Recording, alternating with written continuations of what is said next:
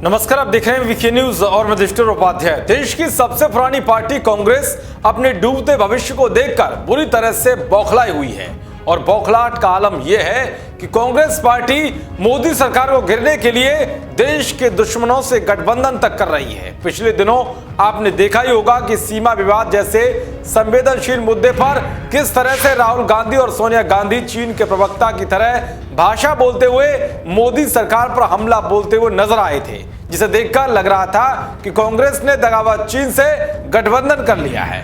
यानी कि कांग्रेस वो सब हरकतें कर रही है जो देश को बदनाम करने के साथ ही दुश्मनों को फायदा पहुंचाने वाली है। इसी बीच कांग्रेस के वरिष्ठ नेता और सांसद शशि थरूर ने आतंकी देश पाकिस्तान के टीवी चैनल पर भारत की जमकर बुराई की है और पाकिस्तान की तारीफों के कसीदे पड़े हैं, जो साफ करता है कि अब कांग्रेस ने पाकिस्तान से भी गठबंधन कर लिया है। यानी कि कांग्रेस ने ठान लिया है कि अब वो भारत के दुश्मनों को फायदा पहुंचाने वाले काम करेगी। दरअसल लाहौर थिंक फेस्ट नाम के कार्यक्रम में शशि थरूर ऑनलाइन जुड़े थे और इसी कार्यक्रम के दौरान उन्होंने कोरोना महामारी समेत कई मुद्दों पर पाकिस्तान की तारीफ की और भारत की बुराई की। थरूर ने कोरोना मामले में भारत की स्थिति को पाकिस्तान से खराब बताया। अब सोचिए, जो पाकिस्तान निवाले को तरस रहा हो, जब भुखमरी इस कदर हो कि आटे के लाले पड़ रहे हो, लोगों को दो वक्त का खाना तक नसीब नहीं हो रहा हो, ऐसे कंगाल मुल्क की कांग्रेस तारीफ कर रही है। अब सवाल यह कि कांग्रेस को पाकिस्तान से ऐसी क्या मोहब्बत है जिसके चलते कांग्रेस के दिग्गज नेता उसकी तारीफ करते हैं और भारत को बदनाम करने वाले बयान देते हैं।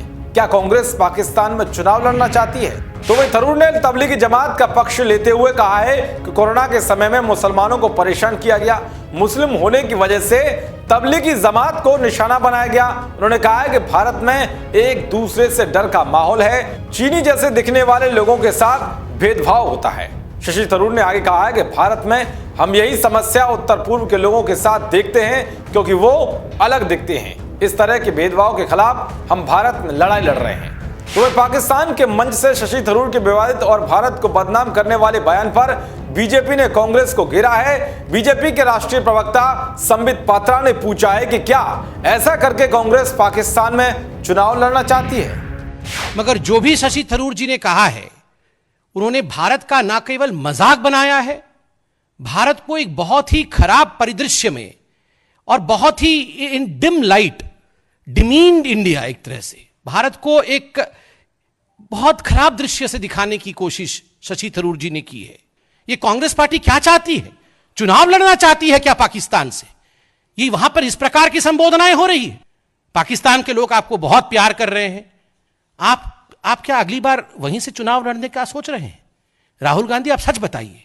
पी चिदम्बरम उनके साथ, शशि थरूर उनके साथ, अधीर रंजन चौधरी उनके लिए बोल रहे हैं, मणिशंकर अय्यर तो है ही, सलमान खुर्शीद तो पहले ही बोल रहे हैं। तो आप क्या पाकिस्तान से चुनाव लड़ना चाहते हैं? और मैं आज स्पष्टतः भारत के मीडिया के सामने बोल दूं, हेंसफोर्थ मैं राहुल जी को राहुल गांधी के नाम से संबोधित नहीं करूंगा, क्योंकि वो अब चाहते हैं कि वो पाकिस्तान से चुनाव लड़े और एक तरह से डेब्यूट रैली हो चुका है शशि थरूर द्वारा। तो आज से मैं राहुल गांधी को राहुल लाहौरी बोलने वाला हूं और मैं पूरे देशवासियों से यह निवेदन करूंगा कि आप क्रेडिट दीजिए उनको जो क्रेडिट नहीं मिल रहा है, उनको राहुल लाहौरी बोल के कि आप राहुल लाहौरी हैं और अगली बार लाहौर से चुनाव जीते।